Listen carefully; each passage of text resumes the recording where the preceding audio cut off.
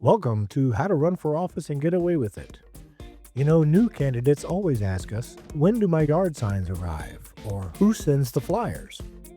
Well, I hate to be the one to tell you, but there is no campaign fairy. There is no magic warehouse in DC sending you stickers just because you filed your paperwork. Today, we're talking about the cold, hard reality of campaign materials and expenses. What you actually need, what's a waste of money, and why you're the one who has to foot the bill. Let's get into it. So tell me more about Plato and the Five Republics. Well, why don't you bring us on in?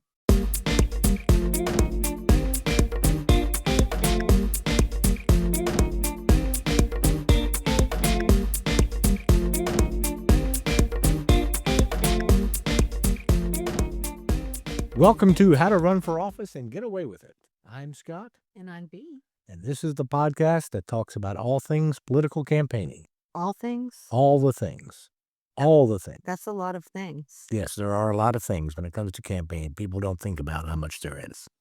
So we're in this for the long haul because this is a lot. We are going to be at Simpsons level by the time we're done. They're doing episode 800 in February. That's amazing. That's crazy. It's been like, what, 30 years? Longer because I remember them on the Tracy Ullman show, Yes, that's how they started. which makes me old enough to remember them on the Tracy Ullman show. It just makes you old. No, that's hurtful. You are too then. I am way older than you are. Yeah, but you're not old. Yes, I am. Oh, please. You overestimate. Ever since you hit 40, you decided that you were just old. I don't understand because you don't look old. You're I never had my midlife crisis. I feel like I missed out. Are you sure? Yeah, I never bought a sports car. No. I had two friends who, a long time ago, who hit their 40s about the same time, and they both bought little Mazda sports car convertibles about the same time. I feel like you don't need that. Like you don't. Everybody needs a convertible. I'd rather get I have a motorcycle that I want. Yes, the Indian. Yes, it's beautiful. I want it to look like Captain America's. And you've never ridden a motorcycle. I've never driven one. You've never driven one. I've been on one. I've been on one once. I was not allowed to get on them. So your midlife crisis vehicle would be a motorcycle. It would. It would definitely. It would be that Indian motorcycle. I actually came pretty close to buying a motorcycle about 20 years ago. Man, that me. And then I met you and I said, nope. And I was a cheapskate. I am, but you know what? That's what makes me good at campaigning. That's what makes me, which is the topic of today. We're about to find out just how much of a cheapskate I am. Yes. Our topic today is, There's no campaign fairy. it is like my favorite statement, right? Yes. It is. So before we get into that, there is no campaign fairy, and it needs to be said just like that. Listen to me. Listen to me. There is no campaign fairy. Very aggressive about that. I am. Nobody is going to show up after you filed for office to drop off T-shirts and bumper stickers and all the other things that you think just magically appear like they do on TV when you run for office. Listen to me. There is no campaign fairy. All right, but we should go to a commercial first. You know, running for office can be overwhelming, especially when you don't know where to begin. Be Political helps people just like you run for political office with the confidence of having a seasoned campaign manager. With Be Political, you'll find the professional advice you've been looking for, along with guidance and tools you can't find anywhere else. We'll help you stay organized and guide you in making important decisions about your campaign. From learning how to secure that big donor to choosing your campaign color scheme, Be Political is here for you. It's hard to know where to begin when you want to run. Start here. Be Political will show you the way. For all your campaign needs, go to bepoliticalllc.com. And now back to the show. I think it's important to note, babies come with hats. They just come with them. They do. Have you noticed it? They do wear hats. Babies come with hats. when they bring your baby to you in the hospital, for those of you who have had a baby, for those of you who haven't, the ones who have can confirm this. When you have a baby in a hospital, your baby appears to you with A hat. a hat. Yes. Babies come with hats.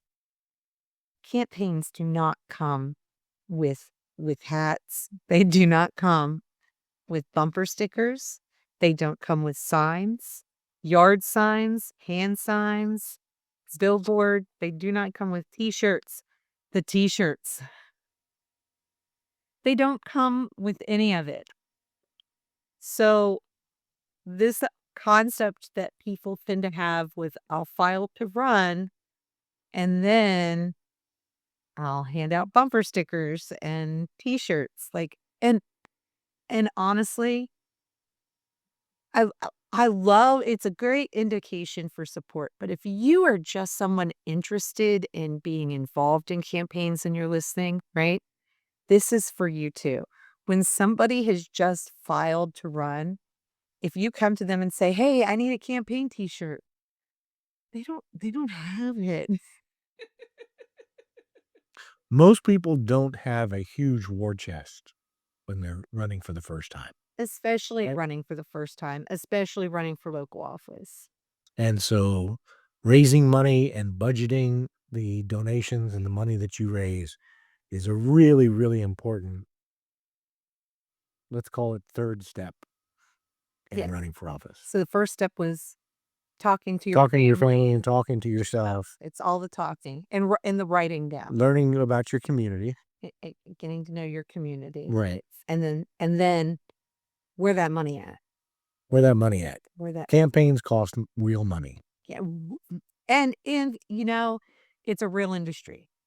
And what I think a lot of people don't recognize when they're talking about money in politics with local politics, it's an actual income generating um, industry for your local community. Sure. There is the printing, which hopefully you're doing with a local business in some way. Union shop, by the way. Union, yeah. Union.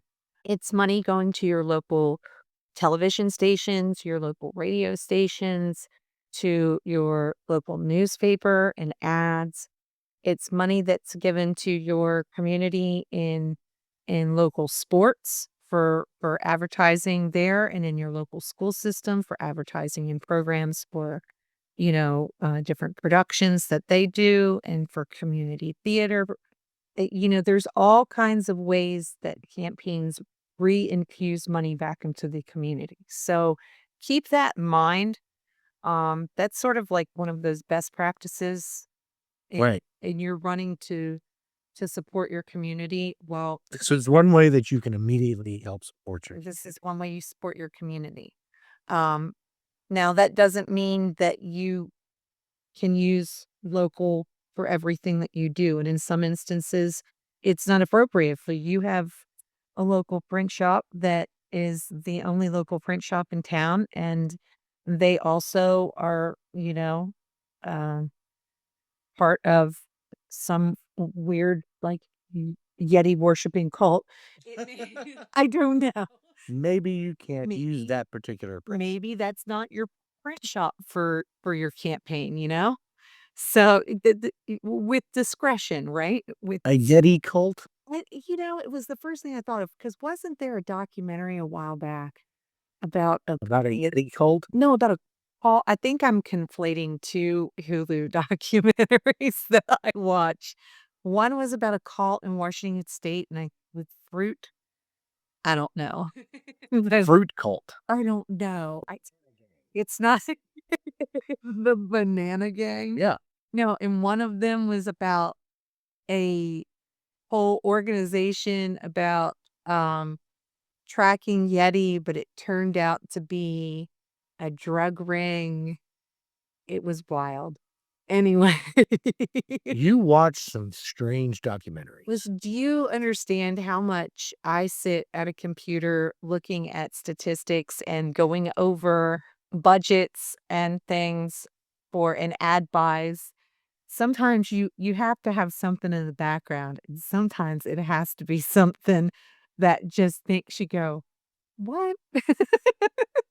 To just decompress Sure. all of that. But anyway, back to our topic, because see, now what you don't understand, for you folks at home, on your treadmill, in the shower, or on your commute to work, what you don't know is that Scott McGuffin here is trying to keep me friendly and chipper about this particular topic,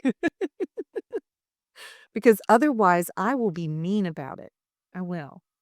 I'll be mean. Well, it needs a lot of discipline. It does. It does require discipline, because a lot of this is something that people dreamed about for a long time, Sure. right? They've thought along and had a fantasy of what it was gonna look like for years. Yeah. And so a lot of times that fantasy includes, the trappings, all of the swag that comes along with having a political campaign. And it's important to note that your campaign is not ever going to look the way that you imagined it. It's not going to look like campaigns look on TV. Ever. Ever. Ever. Except for that one, or that or that Superman and Lois, where they're just doing campaign events in the gymnasium or at the diner, and it's probably due to a limited budget. I don't care. It was accurate. It was accurate. Nobody can reserve their school's gymnasium to be their campaign headquarters and have a balloon drop for the mayor of the town.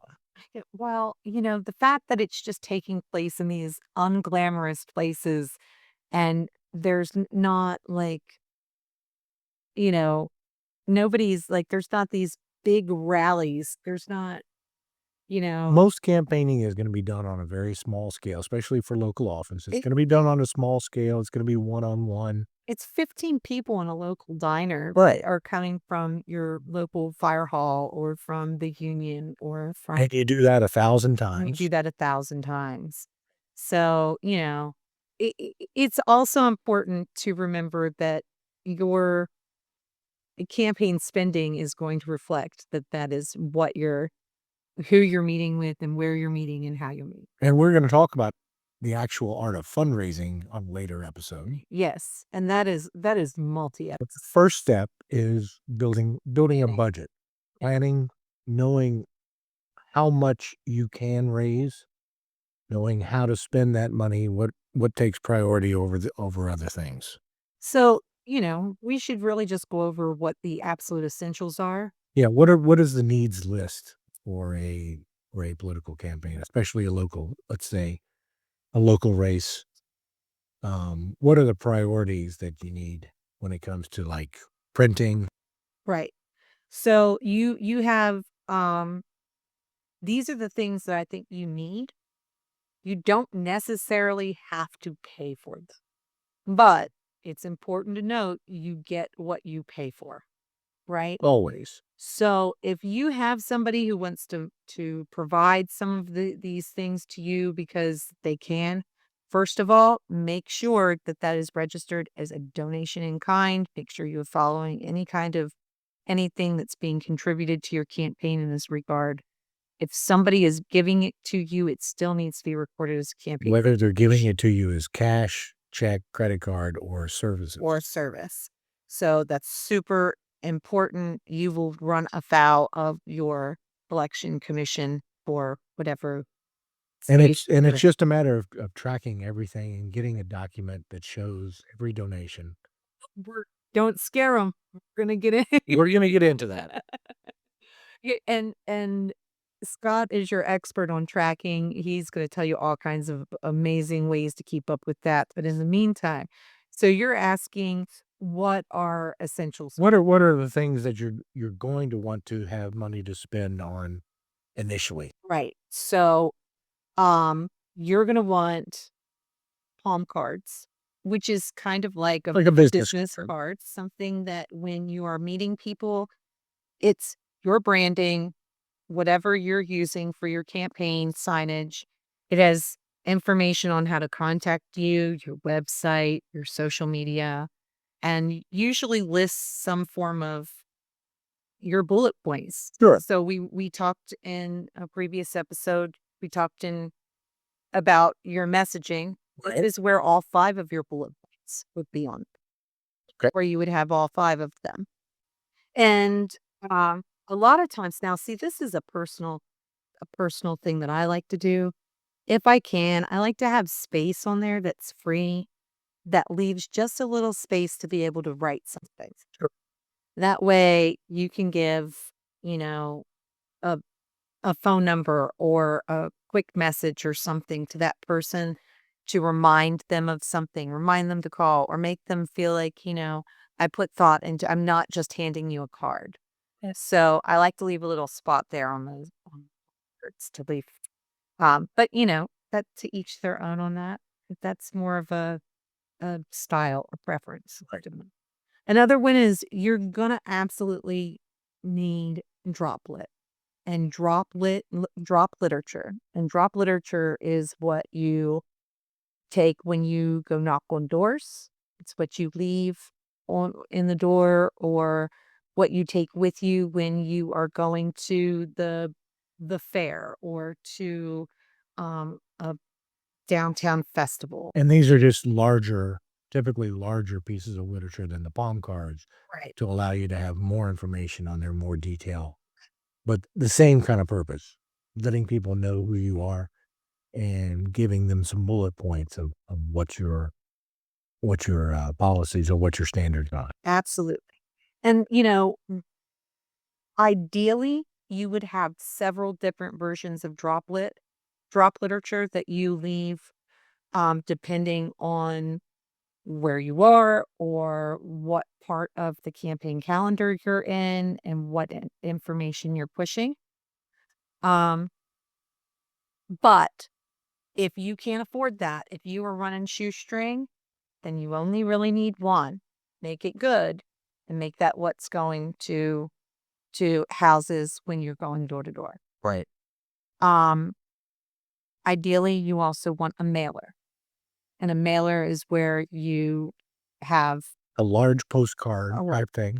that is also like your droplet. It's also like your palm card, um, but hopefully has a more targeted message depending on who the mailer is going to. And those things have to be done strategically, because when you're doing that, you don't want to send mail to every single person. Right. Not every single person is eligible to vote for you, especially in a primary, right?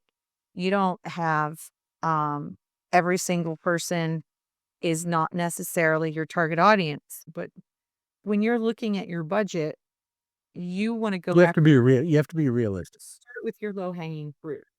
So, you want ideally to have mailers that target specifically who your audience is. Right. And you want to make sure that you are sending those mailers to the places that they'll actually be effective. Right. So, So but you have not only the cost of printing the mailers, but the postage as well. right. So that's something else to consider in your budget. But hopefully you have a union print shop in your area that is able to mail those for you at a discounted postage rate where they have bulk rate and you give them the address list and their That's definitely something to look into. that's yes.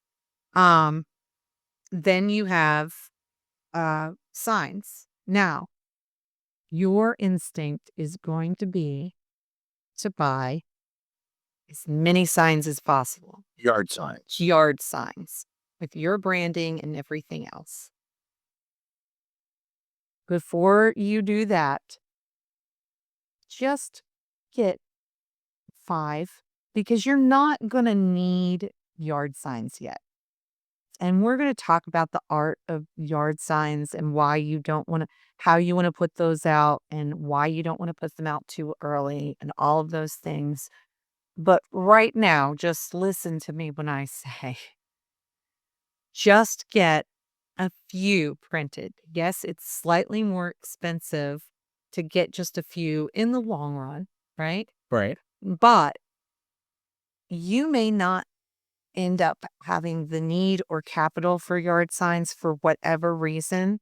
And what you need them for now is for pictures and for your rally, for your signing rally, So you want just a few for the background backgrounds. that are mobile. For putting up around tables whenever you're at community events and you have a booth or for display. Sure. You're not getting your initial signs for the purpose of putting in yards. So they don't. Don't go out and buy 1,000. Yeah, you don't necessarily need to have a big bulk supply of them immediately. Right. So to start out, printing wise, you want to have budgeted for palm cards. That's a must. Drop literature, at least one round of it. Mailers for at least one mailing to a targeted audience, and some socks. Now, do most print shops have the design ability as well? So that you That go to them with, I need this, this, and this, and I want it to look like this? Or is that something that you need a consultant for? It depends. Some print shops have that as an available service that they provide. A lot of times, those print shops are using templates that they're getting off of from online. It depends. Some of them say, no, we don't do design. You just send us what you have and we'll print it for you. But it really depends. A lot of times you'll have a local graphic designer that may be able to do that for you. And So that's money too. that is You that may would have to be pay for the design of your branding, your logo, your color scheme, right. that type of thing. And That's a budgetary concern as well. that can be a budgetary concern. There's lots of services that provide that. I do believe that Be Political provides that Be service. Political does some of the best branding and literature design that I've seen. Wow. We that's definitely an option for doing some of your graphics and branding, and even designing your droplet, and then being able to use that at a local printer is Right. so.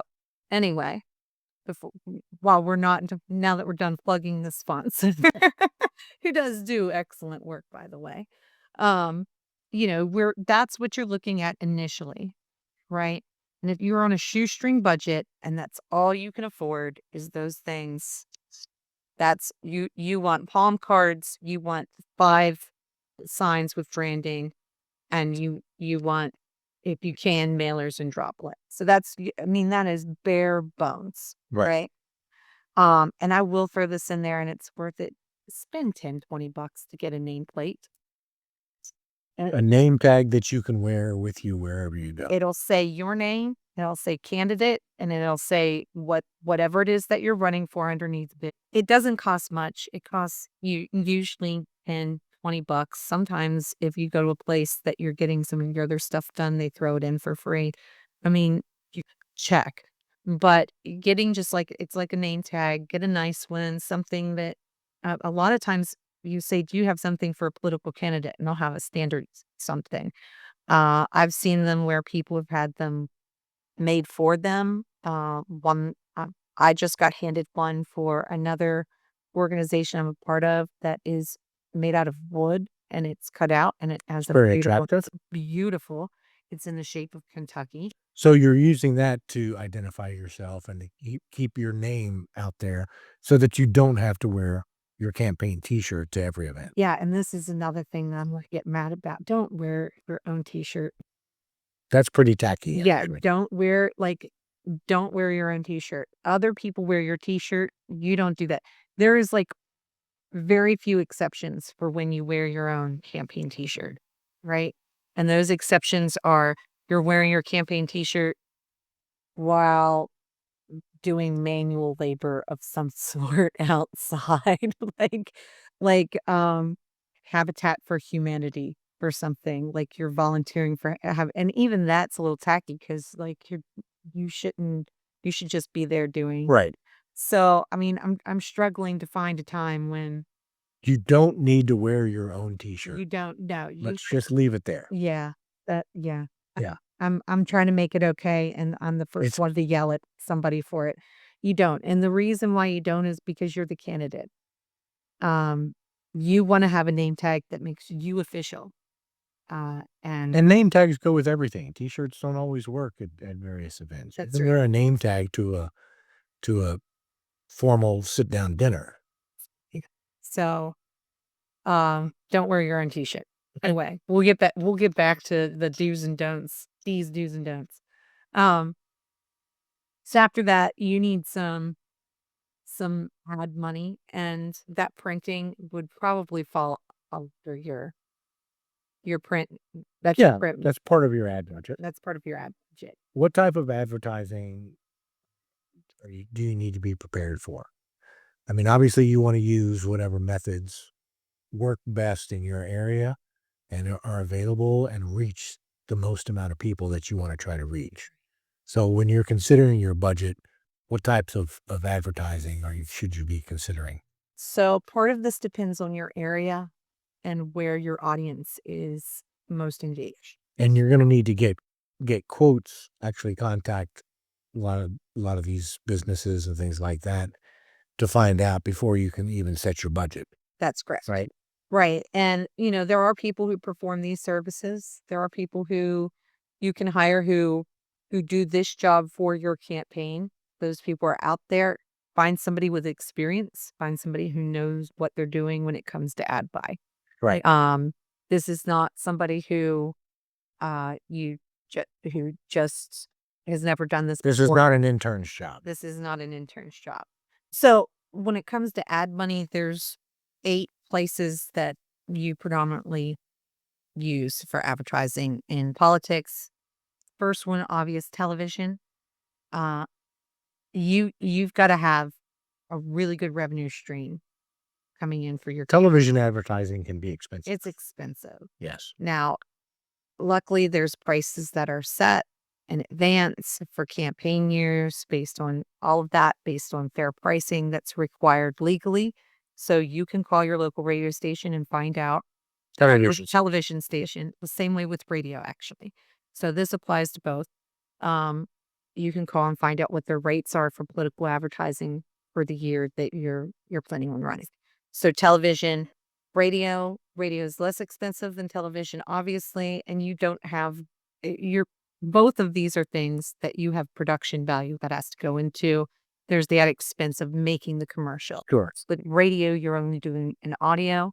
You can do it right in the radio station usually, but you still have to have a script and know what you're going to say and have the production added on to, this this is, great political advertisement and all of that sort of stuff. Right. So you're still looking at additional production value before you even buy the ad. So you have the initial creation of the ad content, the production of the ad content, and then you have the expense of airtime. Right. So then your third one, we have television, radio, then we have print media. So print media is going to be your local newspaper, if and anymore that is also electronic media, more so now than ever. But you also have penny savers that come in the mail on Wednesdays with coupons and everything else. That's a big advertising point for people. But newspaper, penny savers, those sorts of things, circulations that you have in your community. A lot of times they have a local magazine that talks about things happening in the community. Those are less expensive. They may have, depending on the size of the ads that you have and the regularity with which you use this, they can be effective. And you're oftentimes just using your branding that you've already paid for that has to go with your campaign with some sort of messaging. So if you want to do it up right, then you have a specific design done by a graphic designer who knows how to do those specific things. But if you're doing a DIY on that one, it's usually your branding with a message that's put on the bottom. And a lot of times they'll assist you in putting that together. Right.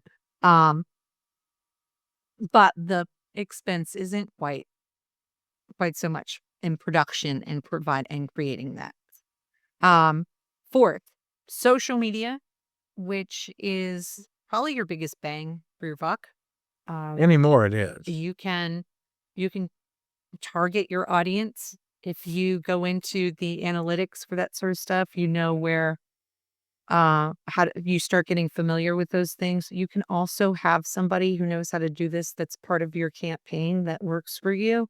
And then you don't have, if they are either a volunteer who knows how to do these things or they work for you, um, then you are not paying an extra consultant to do your social media management and that sort of thing. You really want to have somebody who's doing that for you on staff if you can. Yeah, because those things are very frequent and much more personal. It's better if you're one-on-one involved with the posts, depending on the platform and the frequency. Yeah, and even and especially with the ads because they're reaching a wider audience, and you're going to have a lot of commenting if it's done right and done well There's a with lot your more ad. there's a lot more back and forth. It's a lot more engaging, and you want to make sure that that is the right engagement that's taking place. You don't want to allow anything that's hateful, violent, or anything else, which these sorts of things, you know, are a magnet for. But you get a lot of bang for your buck out of social media, even if you're not even purchasing ads through those platforms. Just being able to utilize that through your campaign and boosting some of your posts that you have regarding So that's where there's no real cost to setting up a Facebook account correct. for your campaign, which you should definitely have accounts separate from your personal accounts for your campaign. Totally separate, completely separate. And usually there's not any cost involved in setting those up. But you also will want to be able to boost certain posts or use it for advertising, and there's where you can run into having some cost involved in that. So economically, it's a very efficient way to do it. It's the only form of advertisement that isn't passive, right? So with every other form of ad money that you're spending out there, you're just putting something up And hoping that people and hoping look people at see it. And with social media, you are putting something up and then you are engaging with them. It's just the beginning of a conversation in social media. There can be exchange and clarification and additional information provided through that. So there's a lot of bang for your buck there too. right. Um, A lot of bang for very little buck. right. It's an excellent way to advertise to a very specific group of people without spending very much money and being able to have continued engagement. So, television, radio, print media, social media. So your fifth form of advertising is local event programs. So what you're looking at local event programs is venues that exist in your area or um local events that are taking place, not necessarily community events, but you're talking about music houses or the community theater or those sorts of things, right? So they have programs, they have places for advertisement. They're looking for other revenue streams And that's an excellent opportunity for political candidates to advertise as well. and be involved in those things. Everything from Sure. a pub crawl. We've seen ads on t-shirts, on pub crawl for pub crawls, on uh local community organizations who are hosting a festival and they're looking for sponsors, those sorts of things. Those are actually fairly important. And you want to choose the local events that you sponsor in order to represent what your campaign stands for. So if you're running for local office and you support fair housing ordinances, well, then you want to advertise at your Pride Parade that you have coming up or your local Pride Festival. You want to be a sponsor of that because that's something that your campaign supports, Right. right? So have it reflect your values in local events, but also have it reflect that you support local opportunities for revenue and for tourism and those sorts of things and your local businesses and things like Sure. that.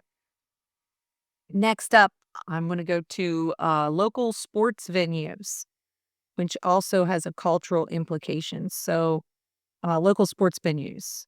I mean, you're looking Get a sign at the local baseball field. at you might have a single A ball team in your town. You might have sports complex, the multi-sports complex, your local university, your high school may have ads.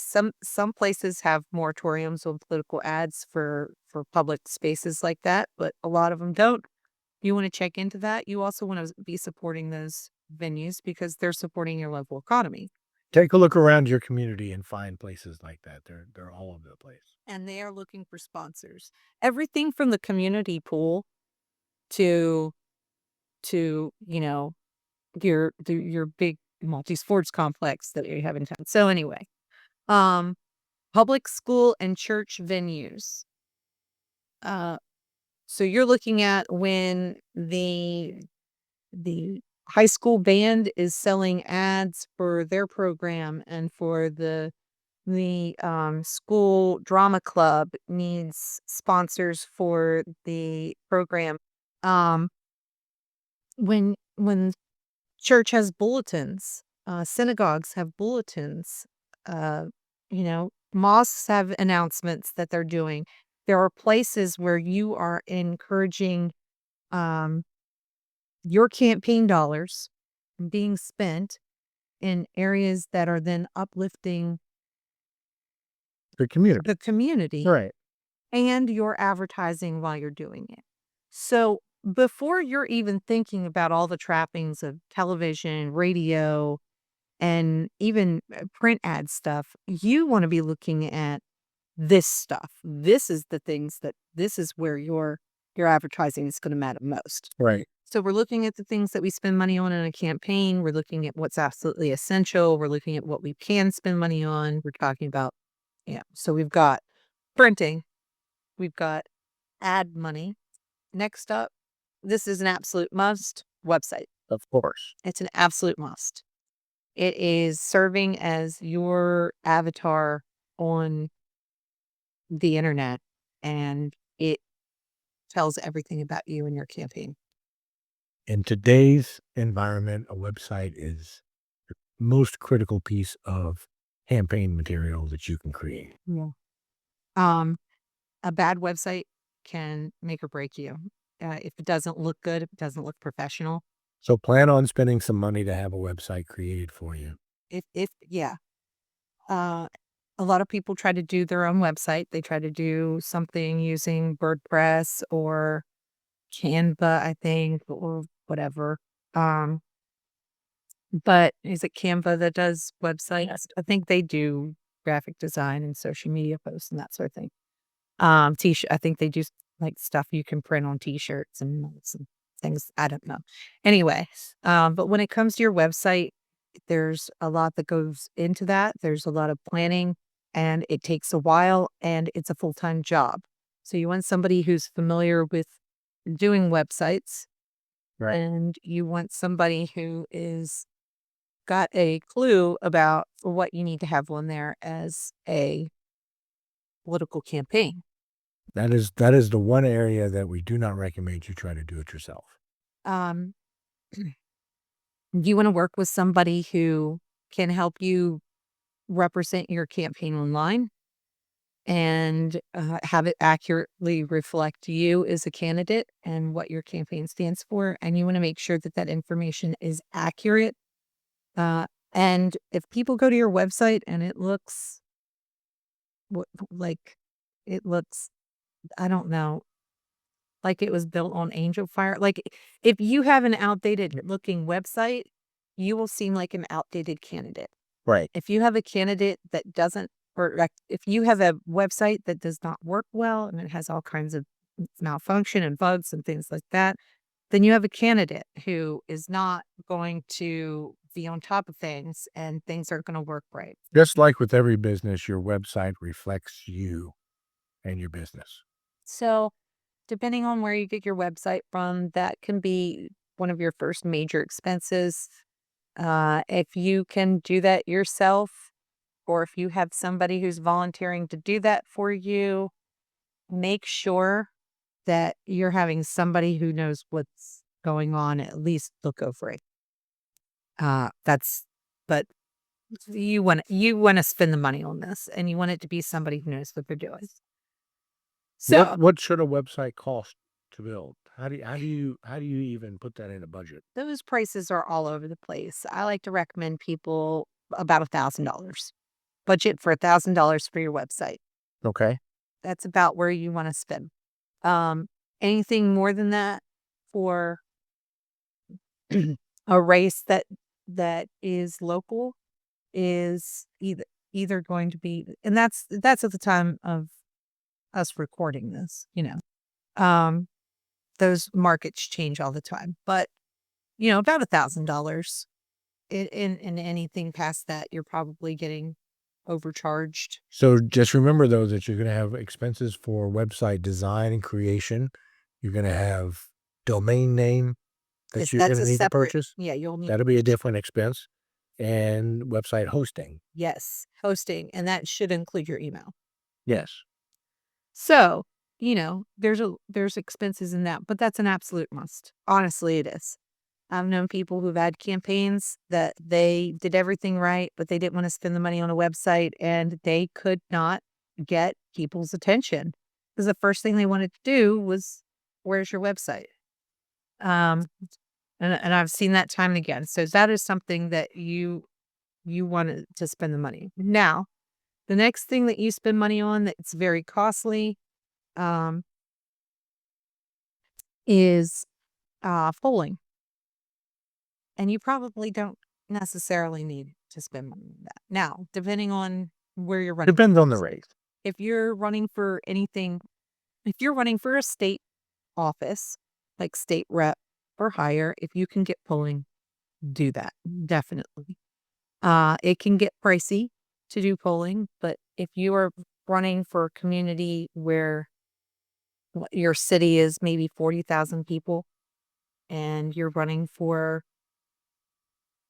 city commission or a city In council, some of the smaller races, maybe polling is it's just not the highest priority. it's going to be expensive to give you information that you probably were able to divine if you were doing that work that we gave you at the start, which is learning your community. That is honestly where, like, if you have like the dream amount of money for your campaign, that's the way to go. Get polling. Right. Go for it. But otherwise, if you're running in a small race, that's really what the getting to know your community is telling you. So that's one way that small races that you can save money is to forego the polling. Right. That's going to be in some of your larger campaigns. But if you're running in a race where you're running in multiple counties or parishes, or you're running with several communities with multiple cities within them, or that sort of thing, then that's when we're looking at, okay, we need to do some polling across the board and find out what's going on in all of these communities and what the whole picture is and how we can narrow that down and find out what's going on Right. individually, because that can be, when you're getting to know your community, that's too much to be able to identify in that large of a community. Right. But if it's just your town, if it's just your city, if it's just your county, and you don't live in a large county, population wise, if it's a fairly homogenous community, then you don't need polling as much. But it can be expensive. Make sure you're going to somebody who's reputable and has experience in doing polling. Polling is something you definitely cannot do yourself. No. I mean, you can do the understanding your community part, Sure. but the actual polling aspect of it, do not attempt that on your own. Do not cold call people and ask them things. I feel like that needs to be said, like the caution, hot coffee. Um, like there's a reason that I need to say that to you. Do not just start calling people and asking them questions and say you're conducting a poll. For one thing, you are legally required to identify who you're calling from. Um, and that's just awkward. Yeah. And Pointless. and I did not mention this in ad. I will mention this now because a lot of the same people who do polling do this too. But going back to ad money in new media, I did not mention um, people who do when you do email and text message ads Sure. and outreach, which I mean, that's not necessarily, I mean, it's partly ads, it's partly just, outreach communication, but those things do cost money too if you don't have somebody who's volunteering or on staff to do those things for you. But you're going to need a service for that some a lot of the times. So, So speaking of having people on staff, so there's only 5 staff members that you really need. And if you're running for a local race, you will probably have those, you will probably have, you know, 3 people, maybe even just 1 person who you and that person sort of divvy up the jobs, or you have volunteers who are doing those things. And a lot of times you don't have paid staff when you're doing a local race. And that's you can run a race without having paid staff absolutely. for, having, but these are the positions that have to be filled in some way. And if you're going to spend money on any of them, it needs to be a campaign manager, Right. right? So the first one is a campaign manager, and that's the person who is basically running your campaign. You go out there and you're the star of the show. The campaign manager is the director of the show, and that's how that relationship should work. But it, that's the best way I can describe it. The candidate's still in charge of things, but the campaign manager is the one giving direction to the candidate and managing. And this is 9 times out of 10 a paid position because it takes experience and knowledge to be able to run a campaign as a campaign manager. Absolutely. Now, if you're running for a local office and you are managing your own campaign, which is honestly how my family did it. I mean, that was 40 years ago or 30 years ago, somewhere between there. But th- there was some learning curve. But campaigns weren't quite like what they are today. Right. Even at the local level, I think because of internet and television and everything else, and some things becoming more accessible, these things have become more professional, and the influx of money in every level of government. And there is a lot to do in a campaign. There's a lot. Coordinating events and creating the social media posts that we talked about before, and understanding the psychology of the citizenry.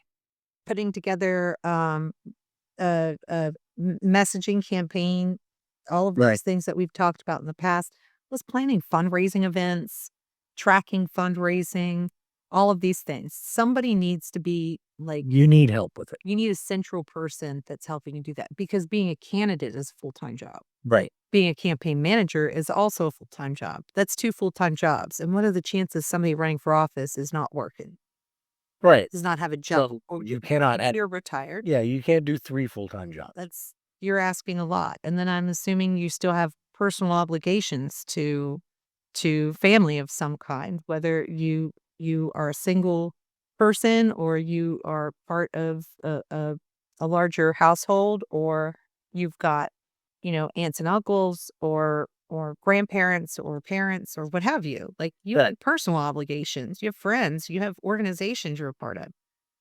So maintaining that plus being a campaign, you need a campaign manager, man. Like, you need one. Yes. Paid or not, you need one, but if you can afford to pay one, you need to pay one. Or Oh, at you least, you definitely need to pay one. or if you have somebody who's like, say your spouse has decided to be your campaign manager, then you want to go to somebody like Be Political who can help walk you through it. And gives that person some of the information that they need. They're getting direction on how to Right. do it. You don't, right. Okay. So you've got your campaign manager, right? Right. Then you've got a volunteer coordinator. Right. So this is the person who's in charge of like wrangling the cats. You've got your finance coordinator. That's the person who's tracking your finances, helping you raise money, probably helping set up your fundraising events and those sort of things. You've got a communication manager who is helping you develop your messaging and helping to deliver that message, working to do your social media posts and your speeches. And then you have what we call a body man or a body person or assistant. And that person is usually following you around with all the things that you need in case you get something on your tide, in case you need to hand somebody something or somebody hands you something, but you don't want to carry it around with you, driving you while you're making phone calls. A lot of that doesn't happen in a local race. A lot of times, these things can all be done by one or two people who've doubled up on their responsibilities. They are all responsibilities that need to be filled. Correct. They could be, in some cases, volunteers, but they could be, in some cases, they need to be paid. And your staff is potentially a large expense. You need to understand if you're going to utilize those people and pay them, then that needs to be part of your fundraising budget. But for a lot of those, you can have somebody volunteer, understand that these need to be trustworthy people. Of course. These are people who are going to be seeing your calendar for what you're doing in your life for all of your campaign events. These are people who are going to help you decide what's the best way to communicate your message to the public. These are people who are going to be representing you when you are not able to be present. If there's two events at the same time, you need a proxy. It's probably going to be somebody who's in one of these positions. So, what did I say earlier? You get what you pay for, right? You have people volunteering in these positions, you get what you pay for. You can't say a lot to somebody who is giving their time and energy and not taking anything for it except for helping out. Um, so being able to have more control and that sort of thing over,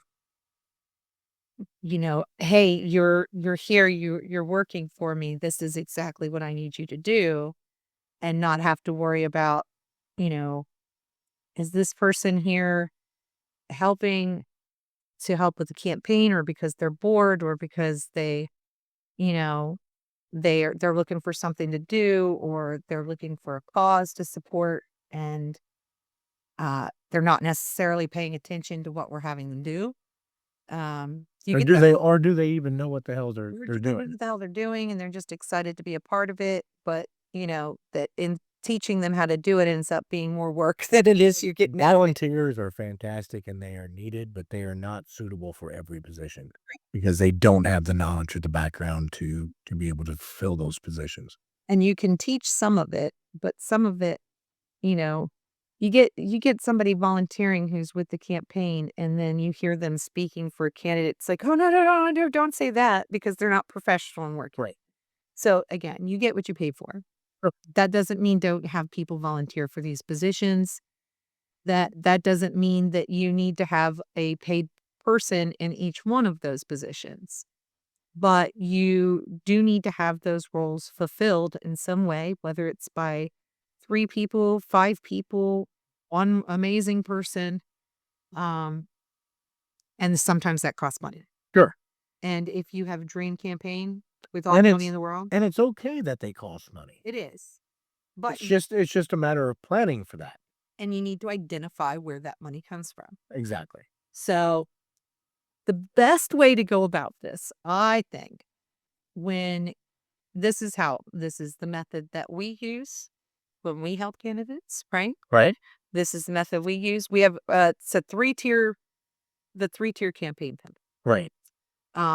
You price out each version of your campaign and determine your fundraising goals. What do you mean by each version? So, the dream campaign, the unlimited funds. This is where you have typed in Rosebud into Sims and you just get all the money that you want.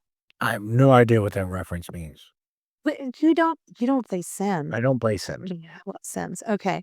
This is when you go into Sims, there's a cheat code, right?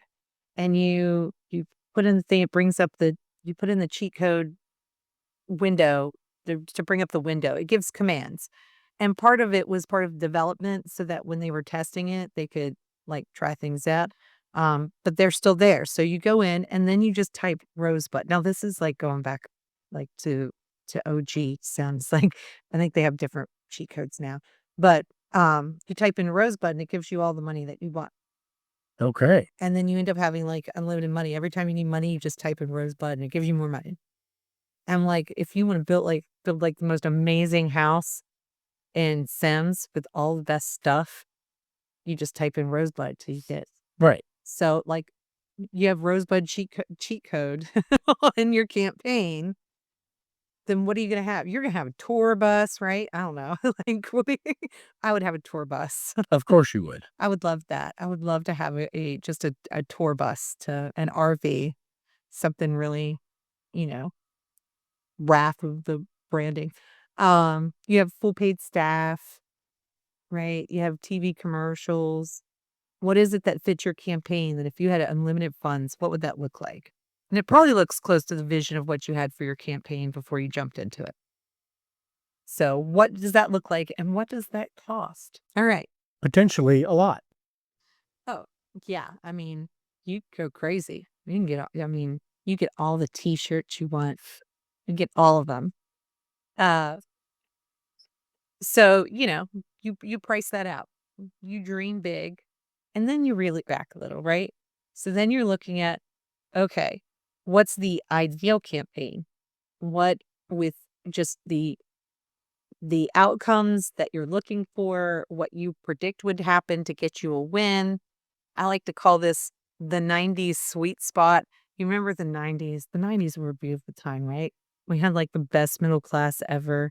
Everybody was just sort of like relaxed. Check local listings. Right. Well, I mean, right. The nine, but like just that sweet spot of time where like, am I crazy? Do you know what I'm talking about? I think you're a little bit crazy. I'm not. Well, I am. I don't know that everybody had the same 90s experience that you did. Well, I'm not saying that, but I'm saying like America as a whole had sort of like this leveling out. There was The 50s. the 50s did too. The 90s had the internet tech bubble thing happen. And so everybody was just sort of like, hey, we're coasting along. Things are going okay. You know, it's not easy. Things are easy, Right. but they're not hard. They're not as hard as they are now, right? So that's it, it's the Goldilocks. It's the Goldilocks campaign. The just right. Just right. The just right. So in this one, you work hard to get the funding that you need to get the things that you need that will essentially set you up for success. Right. What does that campaign look like? How much does that cost? So the reason I start with the dream campaign, the unlimited, is because it expands what you're thinking about and what you're looking at, and then you can sort of pick away from that. Like, yeah, I don't really need this. No, we don't really need that. You can start pulling away the things that you really don't need. Right. So then the third is, of course, the absolute bare minimum, the shoestring campaign with only absolute musts. You are trying to get through. You are Survivor Man. You are frockless and frightened. You are naked and afraid. It's frockless and frightened, and I will die on that hill. That is what it should have been called. Frockless and frightened. Yes. Alliteration. That's a much better name It than naked and is. afraid. So, those are the three approaches. But you look at that, and that is like, okay, I don't need to pay any staff. I don't need to do polling. I did my website on Wix, but I was diligent about making sure it had everything on it, including the disclaimers and all of that. I don't need a billboard. I don't need television or radio. I can get by on a Facebook page. Like, you know, Now, these are really hard decisions to make, though. As those, far as you've really got to look at this, your potential fundraising very, very closely and very seriously, because you may miss out on some areas that you really need. right. So when you're looking at the bare minimum, what the goal there is knowing that when you're fundraising, these are the first things that money goes to. These are the first things that you spend money on. So And you then try to achieve that bare minimum immediately. strategy And then as quickly as possible. right. Then you're you're working towards, okay, you need to get in the Goldilocks sweet spot. And you've, by doing this, almost prioritized what that money is being spent on and when it gets spent. So as you're raising money, everything initially goes to your bare minimum fund. And then once you've maxed out your bare minimum fund, then it starts going into the Goldilocks fund. And then once you've hopefully maxed out your Goldilocks fund, now you're like, all right, we got money. We can dream big. So you need to really take all of these items that we've been talking about, determine what are the essentials, what are absolute must-haves, and what are more strategic items to that you want to add to your plan. Absolutely. That is a great synopsis. As we go on about the dreams and all that, the dream campaign, and we talk about how people spend money, and we talk about the unrealistic nature of TV, and all I can think about is in Parks and Rec. You're looking at what is probably 40 square miles, Right. right, of a city, and they've got a tour bus. They're Yeah, driving we're around town probably in a not tour the bus. best use of campaign funds. So, and I want a tour bus. I'm sitting here telling you, like, if I had unlimited funds, the Sure. first thing I would get, tour bus. Right. That'd be great. Just having a mobile place, like I could leave a fundraiser and go take a nap immediately. Like I could get through the burnout of being around that many people with that much sensory overload. That's so real. I would leave that fundraiser and get on that tour bus and I would just nap. I would just conk out and let somebody drive me back to my little Craftsman $200,000 house In a $300,000 RV. and a $300,000 RV. But yeah, that's the unrealistic nature of television. Yes. But I do have a dream of having the tour bus just once. Just once. So I would take it tailgating. What do you think? You got any insights in all that? No, it all comes down to proper planning, And this is your specialty. and this is and some research. Just like when you're preparing to run, this is part of preparing to run. Really, is setting up this budget because campaigns do require money. I mean, they don't necessarily have to cost a ton of money, but they do require money to be able to get your name and your message out there. And understand that you're going to be working on spending this money every day. You have to be able to focus on being able to raise the money every day. And being able to raise or being focused on how to raise that money every day, you can really set achievable goals Right. because it allows you to break that up. And what do I always say? How do you eat an elephant? One bite at a time. So by breaking up your fundraising is to, okay, we're raising money today for our pawn cards. Right. That it's instead of looking at I've got to raise $30,000 in the next 3 months, you're looking at I've got to raise, you know, $750 this week. Right. And that makes it just a little bit less intimidating, a little bit more manageable. And you're seeing where, for you personally, I know it helps me. I'm seeing like, okay, I've raised this money. And what was the point of that? I just keep raising money. Where's it going? Well, like that just got me palm cards. And Exactly. it becomes more real and tangible for you because you do start to get fatigue. So strategy number one is you just go out and start raising a shitload of money. Well, yeah. That's always strategy number 1. But as with any budget, you need to know where the money needs to go, what the money is going to be spent on, so that you can have clear goals and expectations. And making a plan like this, and you can actually use. Most states have reporting that is required through um, their statewide election finance departments, and there is some history, and you can see where in the past candidates have spent money, how much money has been raised for a particular race, so that you can help use that to set your goals. Yeah, and that is a resource that you want to utilize from the start, not only because it will help keep you in compliance with your state, commonwealth, or province laws, it will also ensure that uh, you are setting yourself up for success as you are planning and preparing for your Right. campaign. So the whole budgeting process takes some research and takes some time to come up with the numbers that you're going to be anticipating that you need, and then you can determine how that money gets spent based on your campaign strategy. Eh, I think that brings us to the end of this topic for today. I think we talked about this to death, but I just want to circle back to the t-shirts.